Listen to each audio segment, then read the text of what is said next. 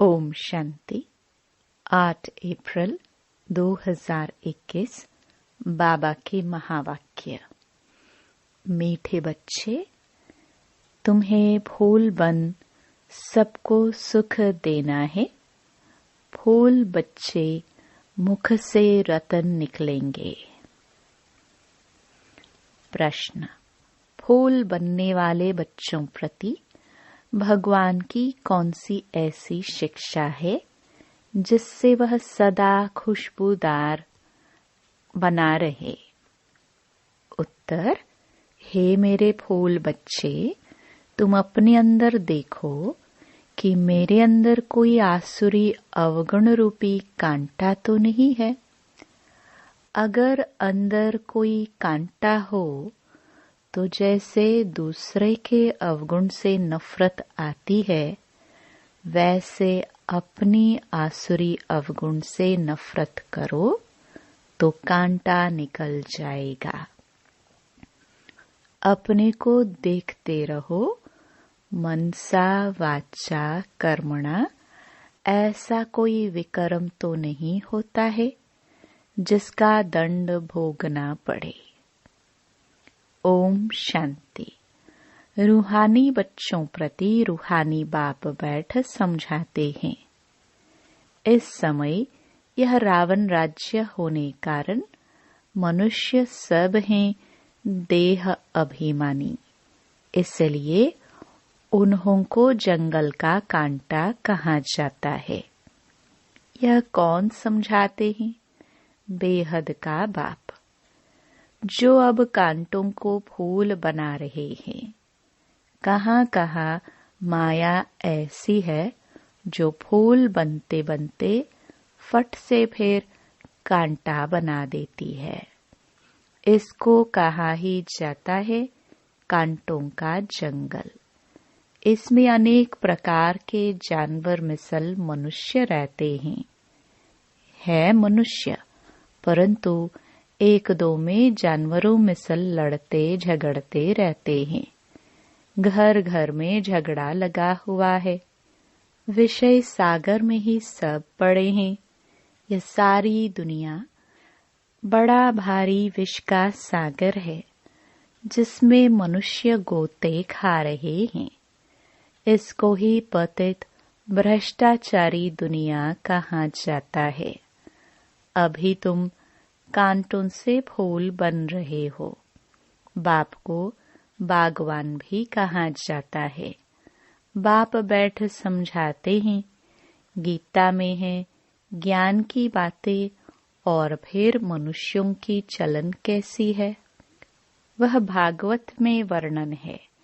क्या क्या बातें लिख दी है। सतयुग में ऐसे थोड़े ही कहेंगे। सतयुग तो है ही फूलों का बगीचा। अभी तुम फूल बन रहे हो। फूल बनकर फिर कांटे बन जाते हैं। आज बड़ा अच्छा चलते, फिर माया के तूफान आ जाते हैं। बैठे बैठे माया क्या हाल कर देती है। बाप कहते रहते हैं, हम तुमको विश्व का मालिक बनाते हैं। भारतवासियों को कहते हैं, तुम विश्व के मालिक थे। कल की बात है, लक्ष्मी नारायण का राज्य था। हीरे जवाहरातों के महल थे।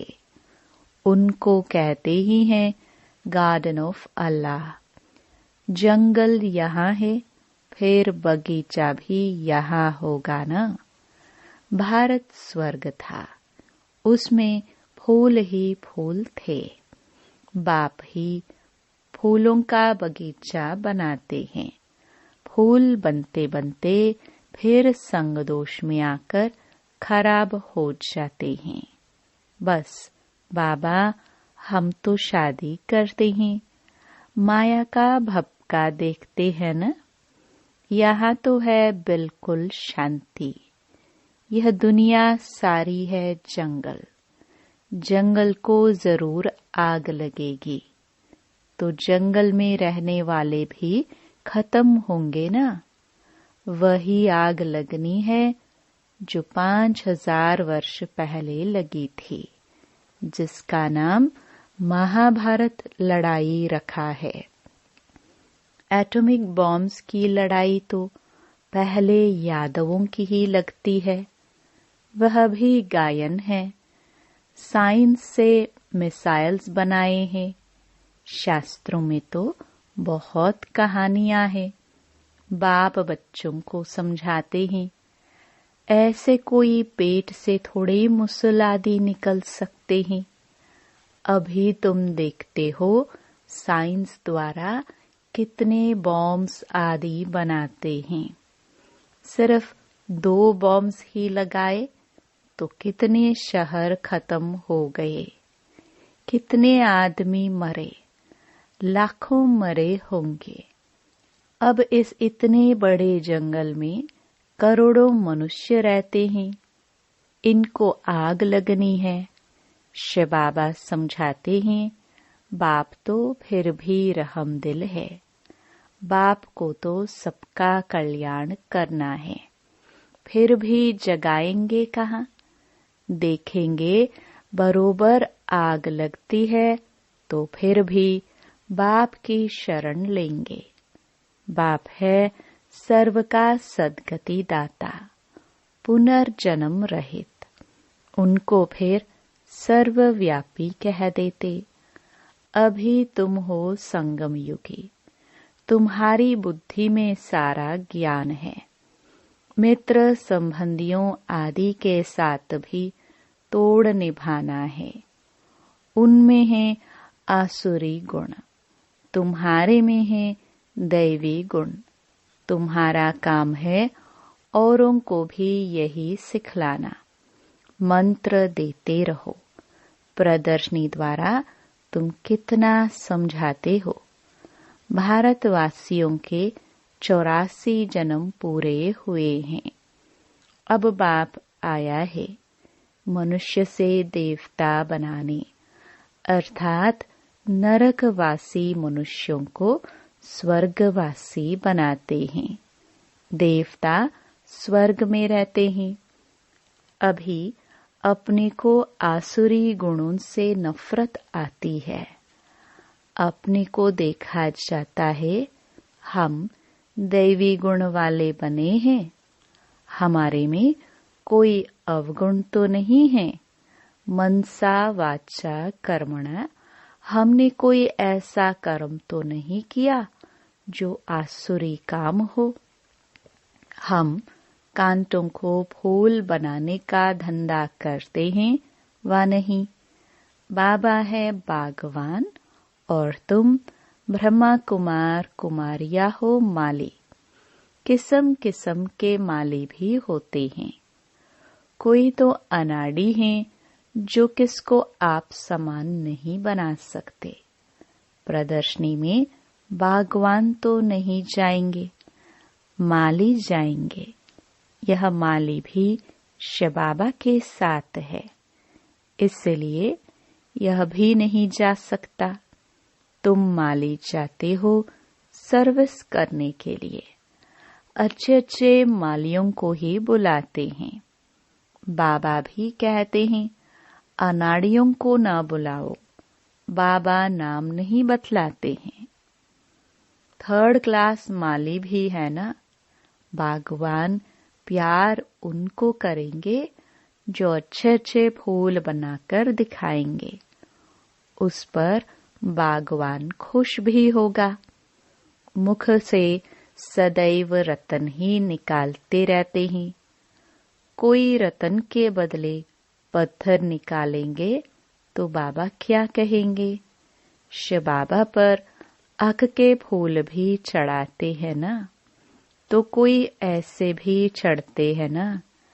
चलन तो देखो कैसी है।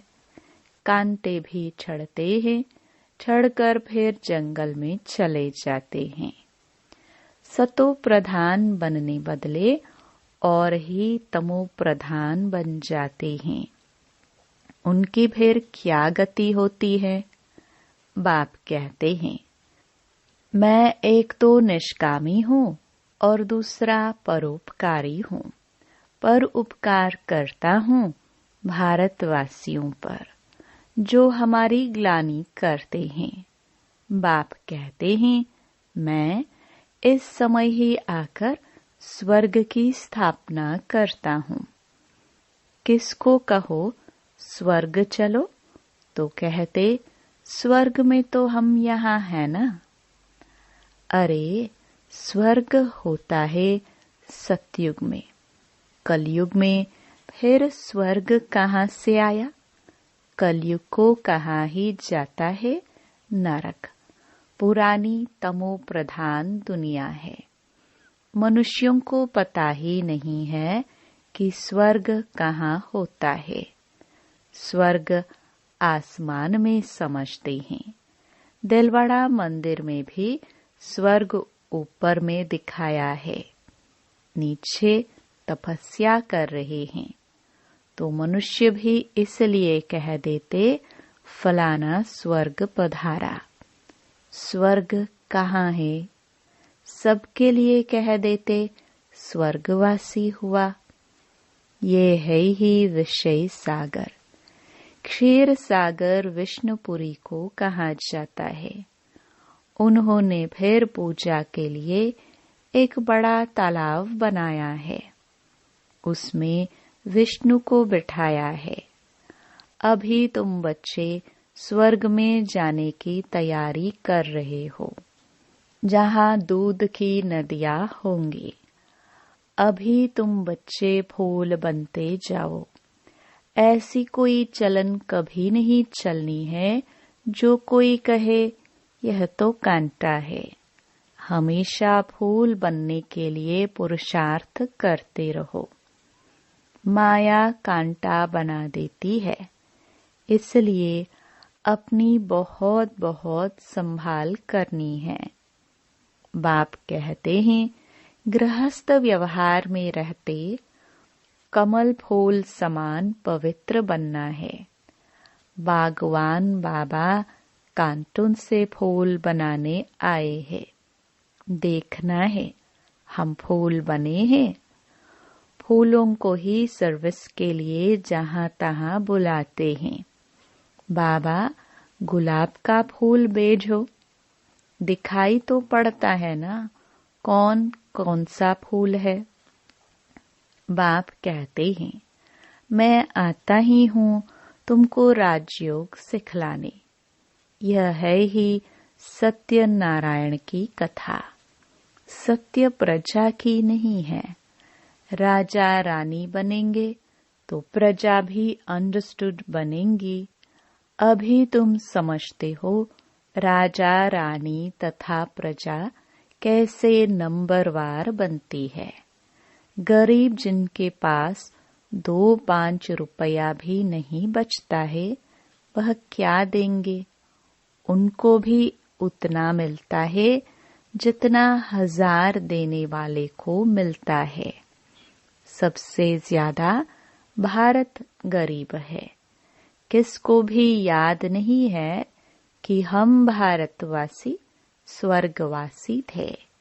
देवताओं की महिमा भी गाते हैं, परंतु समझ नहीं सकते। जैसे मेंढक ट्रा ट्रा करते हैं, बुलबुल आवाज कितना मीठा करती है, अर्थ कुछ नहीं। आजकल गीता सुनाने वाले कितने हैं, माताएं भी निकली हैं। गीता से कौन सा धर्म स्थापन हुआ, यह कुछ भी नहीं जानते हैं। थोड़ी रिद्धि सिद्धि कोई ने दिखाई तो बस समझेंगे यह भगवान है। गाते हैं पतित पावन, तो पतित है ना।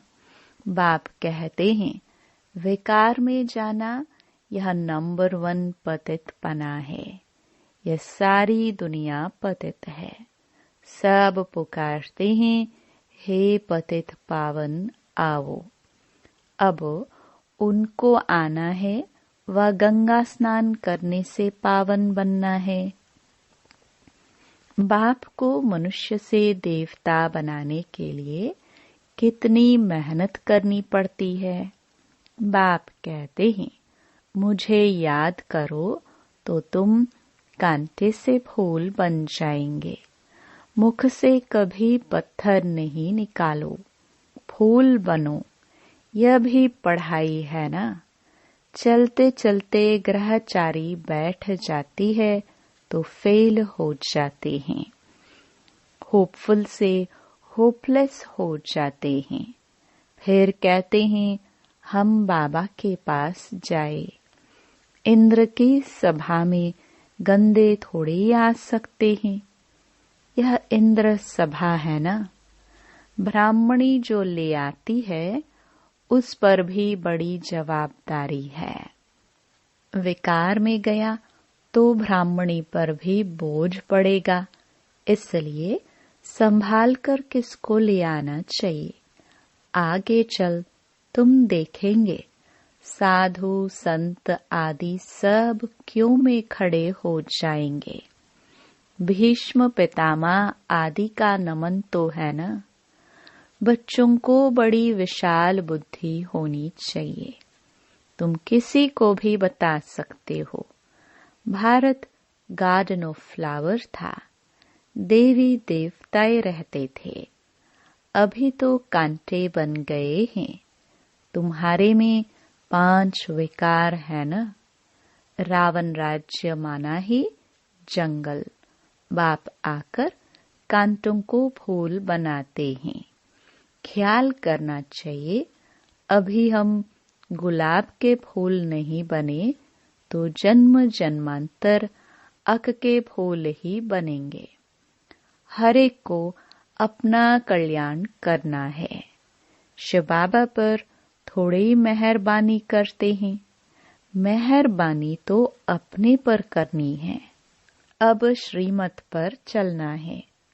बगीचे में कोई जाएंगे तो खुशबूदार फूलों को ही देखेंगे, अक को थोड़े ही देखेंगे।